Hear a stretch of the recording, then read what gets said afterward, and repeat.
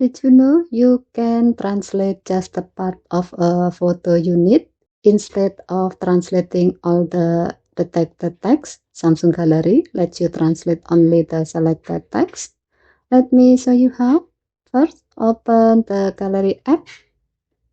Then open a photo that contains text. Tap the text extraction icon. Now select the text you want to translate.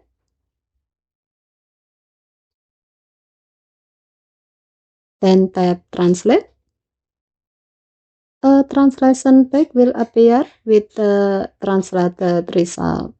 From here, you can change the source or target language if needed.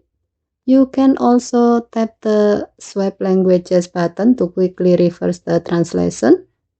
If you like to save the translated text, simply tap Copy to copy it to your clipboard.